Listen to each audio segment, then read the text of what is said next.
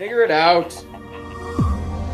Hello, this is Adam Koralik from Figured Out Productions. The following video is a video of some kind, and I hope you enjoy it. Hey guys, it's Adam here, and today I wanted to make a video kind of doing a follow-up video to a previous one I did about a heavily modified Nintendo GameCube, aka this one. Now, I don't usually do follow-up videos. I don't think I've ever really done one. But, you know, in this case, there was a lot of people with a lot of questions and stuff they wanted to talk about in particular, so I thought, why not? Let's go ahead and talk about it. So, yeah, if you didn't watch that video, I highly recommend watching that before watching this. But in case you didn't, or you just need a quick refresher, this is a heavily modified Nintendo GameCube that I got very recently. It has an HDMI modification on it, specifically a board called the Pluto board that was installed inside of it, giving it native HDMI out. It has a region-free toggle switch, which has more of a purpose than I think people understand, and I did a poor job of explaining, but I'll do that in this video. The console, though, is region-free in of itself. It also had a lot of preventative maintenance, like new thermal paste, stuff like that. But the primary reason I did the video at all was because of this. This is something known as the GCLoader. Now, obviously the disk drive has been removed, and in exchange, a little board known as the GCLoader was installed into the motherboard of the console, or where the disk drive connects with the motherboard, which is relatively around there somewhere. And because that's so far in, it's not that accessible, so a 3D printed mount was created along with an SD card extender that allows you very easy access to the card, and that SD card is right here. This is a 512 gigabyte card, which is not enough to host the entire GameCube library, but is easily enough to host my entire collection. However, first point I wanted to make based on the comments and things I guess I just forgot to mention, the GameCube uses 1.36 gigabytes of data per disc. However, not every game is actually 1.36 gigabytes of data. That was just a fixed file size Nintendo required you to have if you were making GameCube games. So, what they did to pack that difference was something known as dummy files. They were essentially just garbage files to fill up the space requirement just to fill that out. However, the games can function 100% the same without those files, and thus if you remove them, the games become much smaller, and you could potentially get the entire collection on a much smaller card. So there's a lot of software out there that actually does that for you. My buddy James Reiner actually did an entire video about this. You can go check it out just to see a quick tutorial, but it's a very painless process. You more or less just drag an ISO in, let the program do its thing, and then it creates a new one that's smaller, and then boom, you save a bunch of space. So yeah, that's a first pro tip if you're going to get into this thing. I did not do that, but potentially, you know, if I wanted to use a smaller card, I would have done that. So there's that. Now, the other thing I didn't do in that video is I didn't even turn it on. It has a purple LED. Of course, it wasn't set up to be turned on, but it has a purple LED in it, which I thought you guys might like. Speaking of purple, there might be another custom attribute that's coming to this console soon enough. I talked to a guy named Rocker Gaming, who is another YouTuber. A lot of you guys would probably know who he is already. He's also based here in Chicago, and we're going to be doing a little collaboration soon enough, and this GameCube might just be getting a little bit more work done to it. Maybe. But that's a little teaser. But anyway, so the GameCube boots up, and it looks like this. I showed you guys the menu before. Now, I've since made a couple of changes. First, the newest thing that I did, which I only at best briefly touched on in the previous video, was Game Boy player support. Now, I mentioned the Game Boy player attached, but I really didn't talk about it beyond that. For those who don't remember this device for some reason, it was a unique device to the GameCube. It allowed you access to Game Boy, Game Boy Color, and Game Boy Advance games on a console. And yes, I know the Super Game Boy existed, but that only allowed original Game Boy games on Super Nintendo. And yes, I know about hacks and emulators and things for later consoles, but the actual piece of hardware was only capable of connecting to the GameCube, not to the Wii, not to the Wii U, not to anything else. Just clarifying. So the way that worked is Nintendo included a boot disk with it, which was essentially just software, so the GameCube knew to go ahead and check down there. And if you had any one of those three types of games, Game Boy, Game Boy Color, or Game Boy Advance, it would just boot the game from there. I actually had people asking, like, how does that work with this, because you can't boot the disk? Well, it boots exactly the same way. If I were to go into the directory here, I keep the ISO in the American folder, in the G folder, right there, Game Boy Player, you would boot it from there. No big deal, completely boots like normal. But that's actually not what is recommended. A lot of people were recommending a fan version of the same software, which might be a disingenuous to the credit of the fans to say it's the same software. Let's just say it does the same thing, but way better. It's right here. It's software called GBI. Now, It's a series of raw files that you can just throw onto the SD card if you have Swiss installed, which again, you can install on the GameCube, but you can also put it on the Wii or the Wii U if you know how to hack them. But if you've done that, you just create a folder and you throw all these raw files in there. And the same thing will apply. You can boot this particular file, which is SBI .dol, or DOL, short for Dolphin, which is at one time the code name, and it runs this boot software. While I don't think it would actually be of much help in the case of the Wii or the Wii U because they lack that particular piece of hardware, I don't know, but maybe they use the same basic thing as a Game Boy or Game Boy Advance emulator. I don't know. I haven't really explored the hacking scene too much with these consoles, but my understanding is, at least from a hardware perspective or software perspective, it should work. But anyway, so I wanted to mention that because a lot of people pointed out that software is far superior, and they're right. It has a lot more customization, a lot more features, and in other words, you can play the games better. Let's just put it that way. Swiss does a lot to enhance video quality, and so that software takes advantage of it. It also takes advantage of games that never originally supported the high definition modes. Now, for those who don't know, GameCube games were basically split in half. Half of them supported high-definition modes in Japan and North America. Half of them didn't. In Europe, got totally screwed. 0 of theirs got it. But with Swiss, I don't know exactly how it does this, but Swiss seems to provide the additional code necessary to provide progressive scan into all the games, which is awesome. So the games have never looked better. And then I add an M Classic to it, and it's unbelievable. So very happy with this so far. So basically, my consensus originally was the thing was flawless, minus like the only bug I could find was its cheat code functionality, which was limited. Of course, I didn't even expect it to have cheat code functionality, so it was just a bonus that it existed. The way it works is you have to create a folder called cheats, which I did right here. Now, it has to be called exactly that. It has to be called cheats. You can't change that in any way, shape, or form, except you can make a capital C as opposed to a lowercase c, but that's about it. And then from there, you have to have a series of text files that are in there. Each text file, as you can see here, just looks like a series of information, but it actually is information relevant only to the GameCube. Each one is a game, and it contains various codes for that particular game. And codes could mean things like invincibility or infinite health or whatever, but it could also mean hacks like widescreen support or 60 hertz support or something like that, depending on what the game is. And so there's a lot of that stuff. Now, when I did the video originally, I only had a few of them, and I was only able to find like one pack. But after I made the video, within 2 hours, a whole bunch of people came at me and were like, "Here, dude, you want to Metal Gear Solid, the Twin Snakes codes? Here's that. Plus here's a bunch more." And a bunch of people did that. So what I did is I compiled all of these codes together for you guys, and I put a link to it in the description. So if you download the file, you'll get this like megabyte and a half RAR, WinRAR file. Open it up, and it just contains like 2,000 plus text documents. Each one is specifically pertains to a game. And before I hear you go, there aren't 2,000 GameCube games. That is correct. But not only does it include games from every single region, so like each text file can only I don't know this obviously, but the first 3 text files could literally be each version of Metal Gear Solid Twin Snakes, the PAL version, the Japanese version, the American version. So it starts to pad out. Plus, it also contains a ton of codes for Nintendo Wii games, because Swiss, once again, does work on the Wii. It also works on the Wii U, again, with the proper hacking. So were you to try and run, say, GameCube games or Wii games on the Wii U and you had Swiss installed, you would now be able to use codes for either of them thanks to what's in the description. So I hope it's helpful to you guys, and I want to thank the other people who helped me compile that together.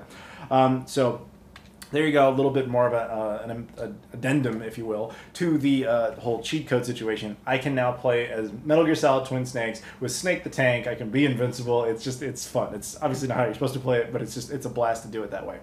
However, as I said, that was my only real complaint at the time, but I have since encountered another that is really worth noting, because I got no less than like 5 different people coming at me and being like, "Have you run into this?"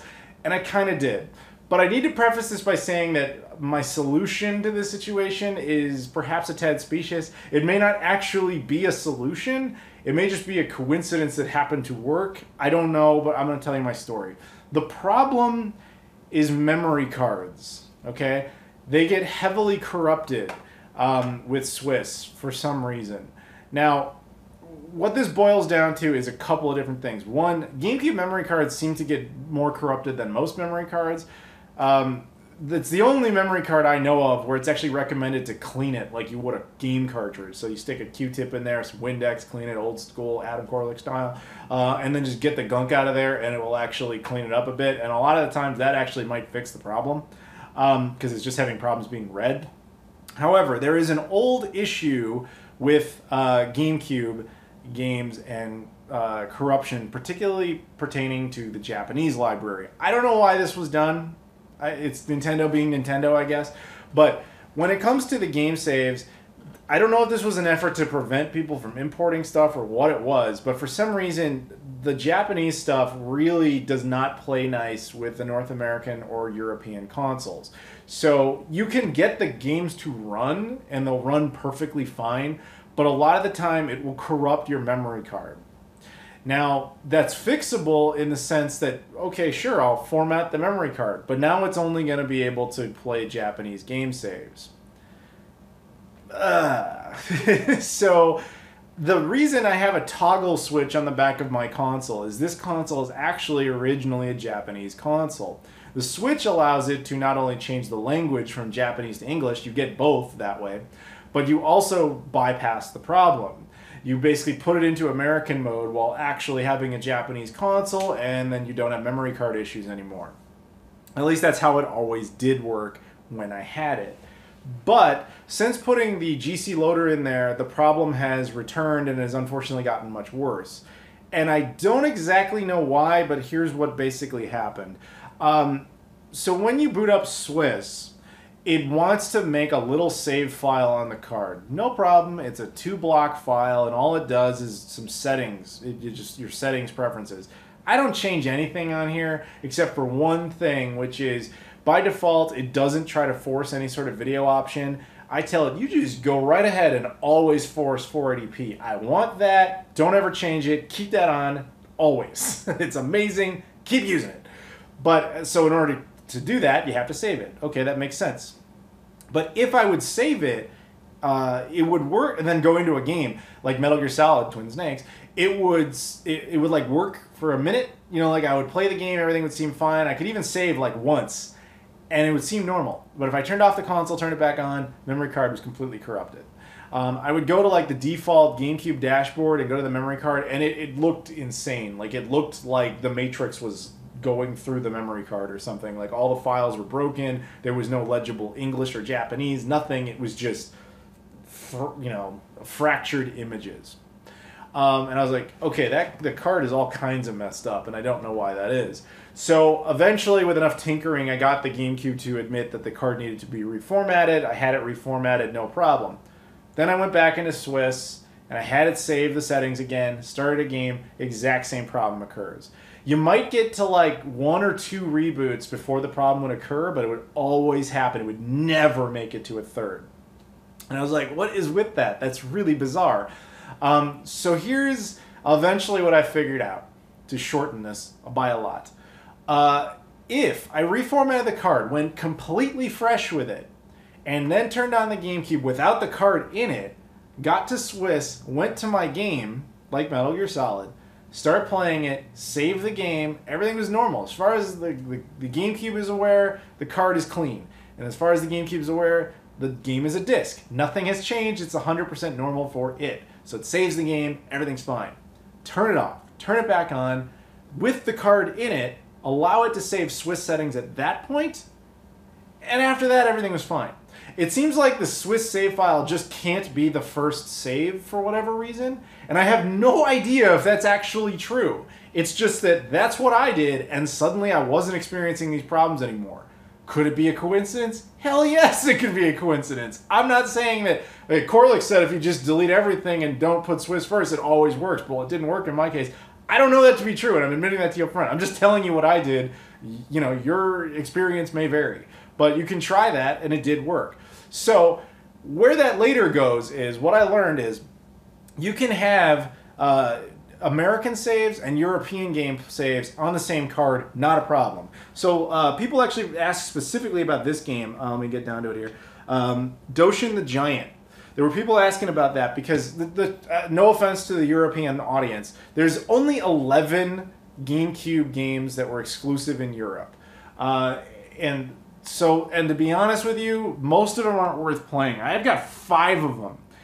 Taxi 3 is a decent racer. Kokoto Platform Jumper is like a little kid's platformer. It's okay by that metric.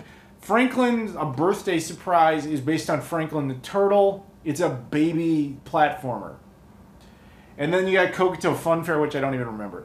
Then there's a couple others. None of them are really great games. The only one that people really remember is Doshin the Giant because it was originally for the Nintendo 64 DD. It was made by Nintendo, and for whatever reason, no version of that ever came out here. It came out in Japan on a couple of different platforms, but in Europe they did get a GameCube release. But it's always been relatively unplayable because it would only boot in 50 hertz, the screen would be off, whatever.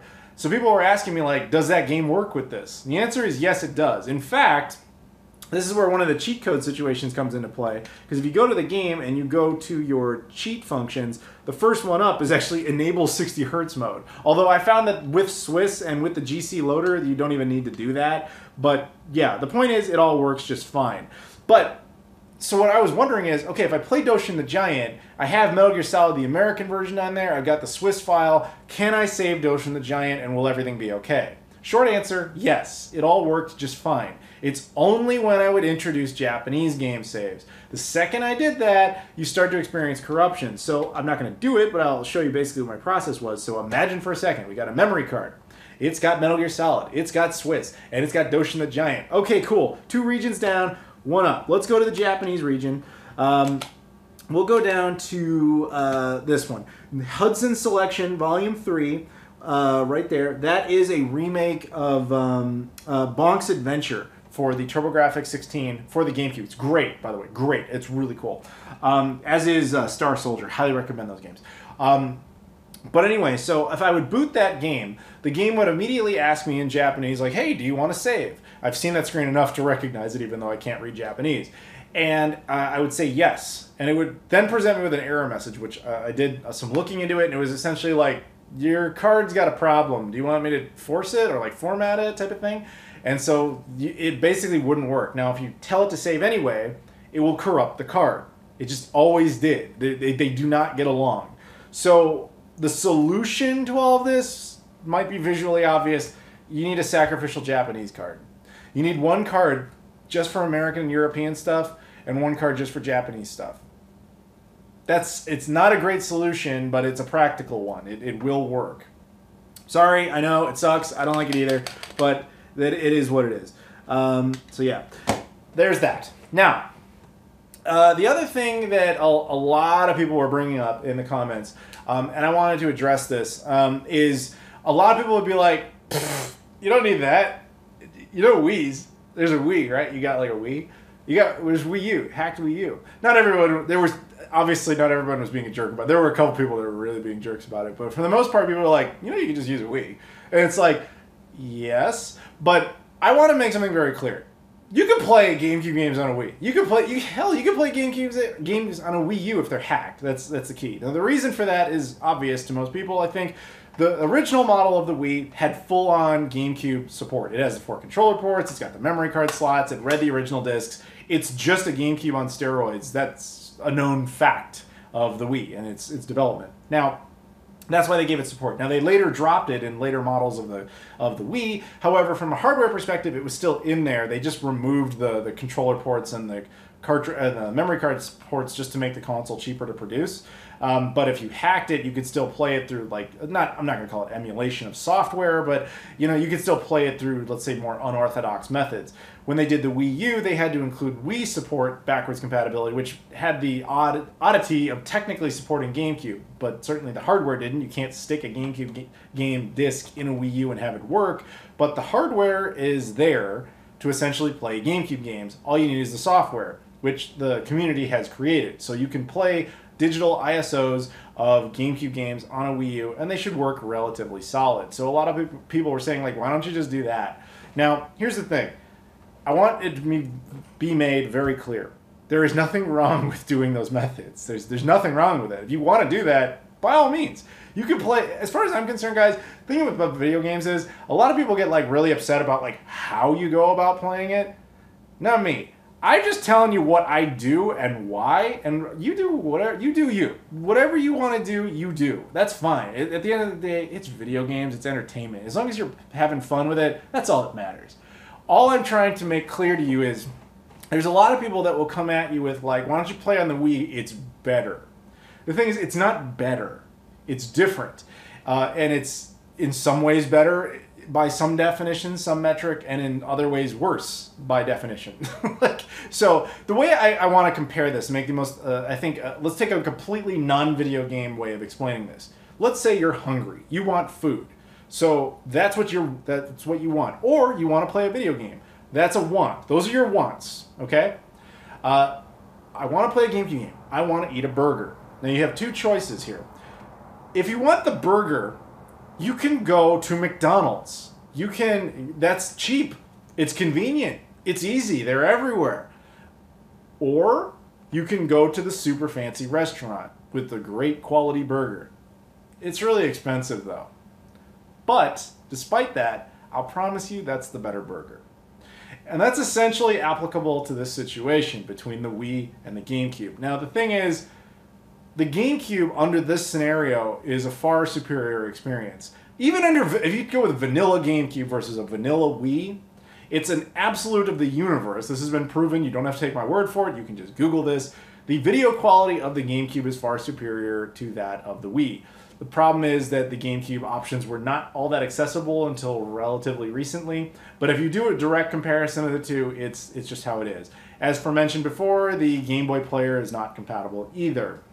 Now, to a lot of people that won't really matter because again, you can use Swiss on there, so you bypass certain things like cheat code functionality being removed. Obviously, this can't use Action Replay where this could at one point. Doesn't matter. But in Game Boy, people will be like, well, I could use emulators. I don't care. And that's true. You can. That's the cheaper McDonald's solution, and that's fine. It's just not using the original hardware. This could use an actual cartridge. It could use things like an EverDrive if you wanted it to. Those are the options that are available to you. But when it comes to video quality, I will fully concede that if you have a Wii Dual installed in a Nintendo Wii with native HDMI out, then you have a legitimate case for video equality. Now, I have not used it, but it's my understanding that it's just as solid. But if you were to use the vanilla options of either, if you took the best option Nintendo ever offered for the GameCube and took the best option Nintendo ever offered for the Wii, the GameCube is going to win that fight. I know people are going to point out, well, what about things like the Hyperkin HDMI cable or the Wii to HDMI? Doesn't that make it better? It's HDMI. No, it doesn't. Like, don't forget, the ceiling of capability for those things is just what the component cables were originally able to do, which was already inferior to that of the GameCube.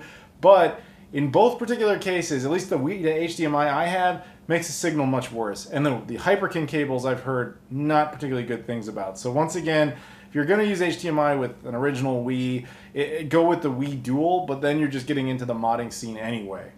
The other thing is, you have to understand that the Wii is playing, if you're hacking your console, that's an important factor. If you're doing that, you're playing it through a software exploit. That is not what an ODE is. An ODE, an optical disc emulator, this is where we get back to the whole thing about emulators. When people in video game terms, or in video game context, hear the term emulator, they traditionally think of, hey, I got this program from my computer that plays Sega Genesis games. That's what people think.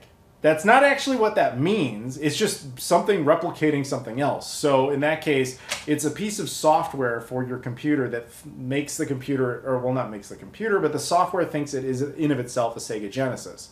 That's what it thinks. Now, you can apply that to hardware. Hardware thinking it's other hardware. That's how things like FPGAs work. Now, the ODE in this case is, I'm not going to say it's technically an FPGA, though it might be. That's not an area I'm super familiar with. But what I can tell you is, it is a piece of hardware that, as far as the GameCube is concerned, is actually the disk drive. Whereas in this case, the Wii is at no point tricked into thinking the game is in fact the disk drive through a software exploit. It's just using the hardware a different way. It's using the software a different way. That is also applicable to other hacks and mods that have come out for the GameCube. People mention this thing like the Gecko and all this stuff that I'm not super familiar with, I admit that. But people were also telling me, like, I had X, Y, and Z bugs on this game, that game, whatever. I'm wondering if the GCLoader fixes that, because those same bugs seem to apply on the GameCube software exploits, the Wii software exploits, and the Wii U software exploits. Do they apply here? So one guy in particular gave me a very tangible case for this. He mentioned Crazy Taxi for the GameCube. He actually gave me a very short list, and Crazy Taxi was the only one I tested. He said, when I ran that on the GameCube with an exploit, the game would work, but there was no music. So he was like, can you test it with the ODE, or the GCLoader specifically, and tell me what happens? And I was like, sure. So I went ahead and I played Crazy Taxi, and you got the full score, Offspring and all. It was perfect. Because again, it's not trying to trick the GameCube into playing the game. It actually thinks that is where the game is supposed to be, and is where the game is, if you're following my line of logic. So where I'm going with all of this is, McDonald's solution, less healthy, has more bugs, has more issues, is cheaper, easier, more convenient, I get it, but there are downsides to it. That's all I'm saying. I'm not saying don't do it, I'm just saying don't assume this is this. They are different things. They are separated for a reason, much like the fancy restaurant that serves high quality burgers is a different thing than McDonald's. And how you arrive to both of those places and those conclusions is just as applicable here. Hopefully that made sense. And again, that's not to sound condescending. That's not to sound like, Povs, away with your hacks. I got no problem with you playing the game that way. I just want to make sure you have the information so you know the difference. That's the only thing that matters to me. And I don't blame anyone in the world who's like, dude, I'm not putting down that kind of money on a GameCube. That's insane. Hey, I believe you. I'm not judging you. That makes perfect sense. Everyone's got different things. And like, here's the thing. I realize that's unfair because I didn't have to pay for many aspects of this GameCube. The GCLoader was provided to me for the purposes of review by Dan Coons for free. As mentioned before, it was a review unit. The GameCube itself, before a lot of these modifications, also provided 2 years ago for free for the purposes of review. My buddy Jesse did all the labor on it for free just because he's a friend. The only thing I actually bought for this was the GCLoader 3D printed mount. That's it. So and that's actually much less than a Wii. So don't misunderstand when I say I don't get that price is a factor or anything. Obviously it is. I completely get that. My purpose is to say, let's just detach that factor from this and compare the two things on the simple basis of performance. And by that metric alone, the GameCube in of itself completely wins that argument. It just does. But that isn't going to be enough for everybody, and that's totally fine. That is totally fine. At the end of the day, it's video games. However you enjoy playing them is all that matters. Really, honestly, it is.